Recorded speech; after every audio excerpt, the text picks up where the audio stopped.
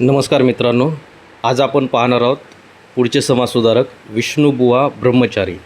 परीक्षा दृष्टीने महत्त्वाचं आहे, सर्वांनी लक्ष देऊन ऐका.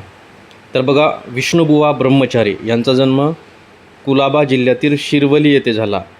कुलाबा म्हणजेच काय, कंसात रायगड जिल्हा दिलेला आहे, ठीक आहे. तर तेथील शिरवली येथे 1825मध्ये विष्णुबुवा ब्रह्मचारी यांचा जन्म झाला, ठीक आहे. कुलाबा म्हणजेच रायगड जिल्ह्यातील शिरवली येथे 1825मध्ये, ठीक आहे. तर यांचे नाव काय होते? विष्णू भिकाजी गोखले. बघा, विष्णुबुवा ब्रह्मचारी म्हणजे यांचं नाव काय होतं? पूर्ण नाव विष्णू भिकाजी गोखले. तर बघा, यांच्या संदर्भात महत्त्वाची माहिती अशी की त्यांचे आईवडील लहानपणीच मृत्यू पावल्यामुळे त्यांना खूप अडचणींचा सामना करावा लागला आणि शिक्षण घेण्यासाठी सुद्धा त्यांना फार वाईट प्रसंगातून जावं लागले, खूप परिश्रम घ्यावे लागले.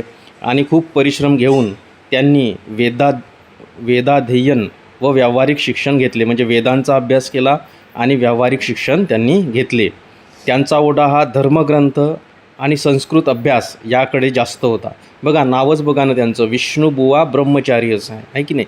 त्यामुळे त्याच्यावरूनही आपल्या लक्षात येते की त्यांचा जो ओढा होता तो जास्त धर्मग्रंथ आणि संस्कृतचा अभ्यास याकडे जास्त होता.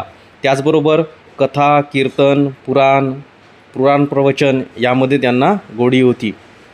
ख्रिश्चन धर्मप्रचारकांना उत्तर देण्यासाठी त्यांनी मुंबईमध्ये व्याख्याने द्यायला सुरुवात केली. नंतर वैदिक धर्मावरील आक्षेपाचे खंडन व वैदिक धर्म कसा महान आहे हे त्यांनी लोकांना पटवून देण्यास सुरुवात केली. तर वैदिक धर्मावर जे काही आक्षेप घेतले जात होते, मग ते ख्रिश्चन धर्मप्रचारकाकडून असतील तर त्यांच्याकडून जे वैदिक धर्मावरती जे आक्षेप घेतले जात होते तर त्यांचे खंडन करण्याचे काम आणि वैदिक धर्म कसा महान आहे हे पटवून देण्याचे काम विष्णुबुवा ब्रह्मचारी यांनी केले. तसेच त्यांचं एक वर्तमानपत्र होतं, वृत्तपत्र होतं, त्याचं नाव आहे वर्तमान दीपिका. काय आहे? वर्तमान दीपिका. तर वर्तमान दीपिका हे वृत्तपत्र कोणाचं आहे? विष्णुबुवा ब्रह्मचारी. तर या वृत्तपत्रातून देखील त्यांनी वैदिक धर्मावरील आक्षेप खोडून काढले आणि वैदिक धर्म कसा श्रेष्ठ आहे हे त्यांनी पटवून दिलं. त्याचबरोबर पुनर्विवाह, प्रौढविवाह, घटस्फोट, शुद्धीकरण याविषयी पुरोगामी विचार, तर याविषयी त्यांचे पुरोगामी म्हणजे प्रगतिशील विचार होते. नंतर त्यांनी लिहिलेले ग्रंथ बघा, भावार्थ सिंधू, वेदोक्त, धर्मप्रकाश, सुखदायक राज्यप्ररणी निबंध, सहस्थितीचा निबंध, बोधसागर रहस्य आणि सेतुबंधानी टीका हे त्यांनी लिहिलेले ग्रंथ आहेत. कोणते आहेत बघा, एकदा लक्ष द्या पुन्हा, म्हणजे तुमच्या डोक्यात ते रजिस्टर होईल व्यवस्थित.